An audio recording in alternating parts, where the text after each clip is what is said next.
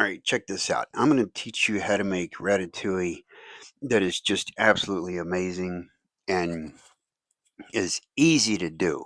Okay? I'm not bad mouthing the movie. I love the movie. I've watched it a couple of times, but the recipe look that they show in the movie looks way too complicated. I'm never going to make that.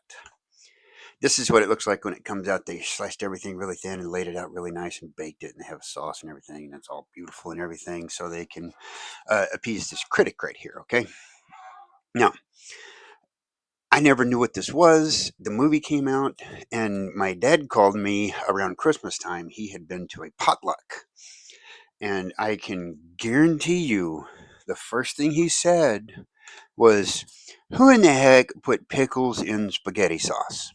Okay, I know he said that, but he tried it and he demanded the recipe and he gave me the recipe, so I'm going to share it with you. This is Old Odie's fantastic ratatouille, world famous recipe. Okay, so what you're going to need: peppers, onions, garlic. You need 3 onions. I get the tricolor onions, a yellow onion, a white onion, and a red onion. You want them all about baseball size.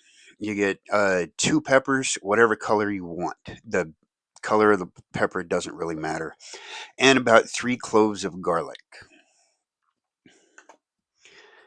You need zucchini. You need a pound of zucchini, about a pound of zucchini. You want the smaller ones so you can cut them up in circles and it looks neat. If you have really big ones because you didn't see them in your garden, you can use those too. You just cut them up different. You chop them up or whatever. You need some tomatoes. You need 2 pounds of tomatoes.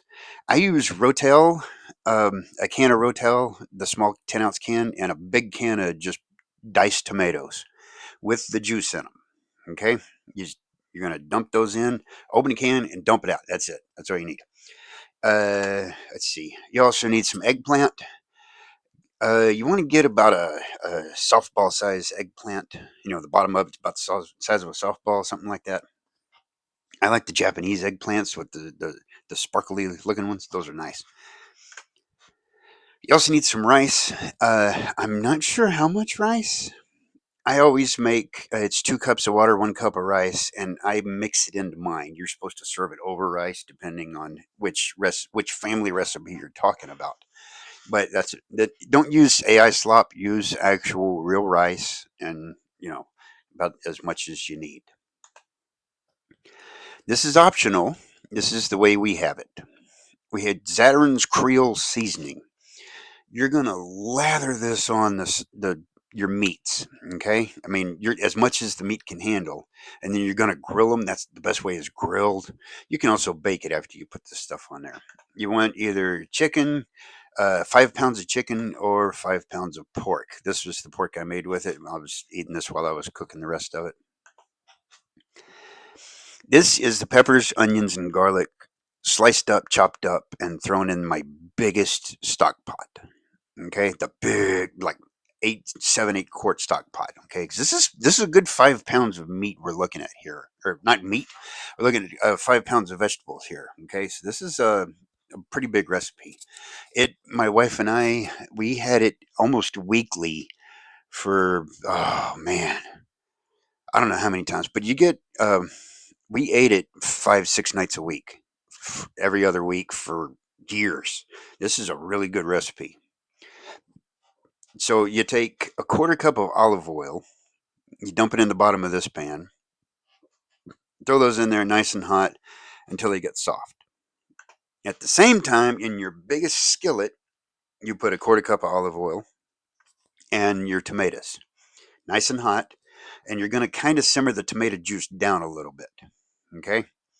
Now, salt and pepper. You're going to get your tablespoon, that we've always called it a tablespoon. It's kind of the soup spoon you eat soup with. Get a soup spoonful of some nice salt. Okay, don't use just plain table salt. Use like a kosher salt or a sea salt, something like that.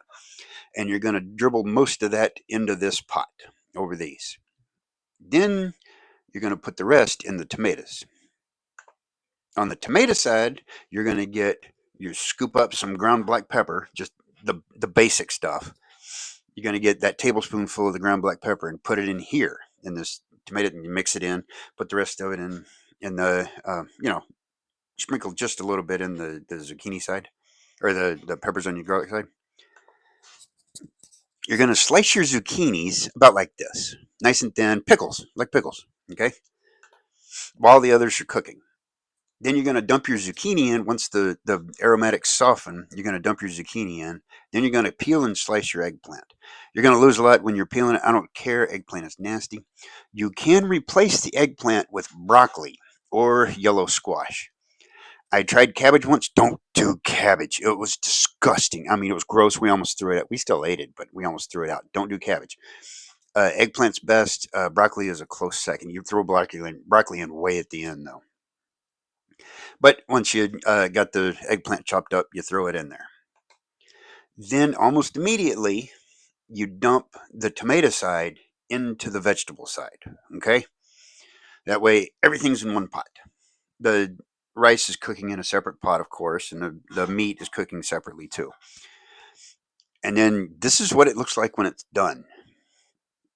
The zucchini will be a little softer and a little translucent probably.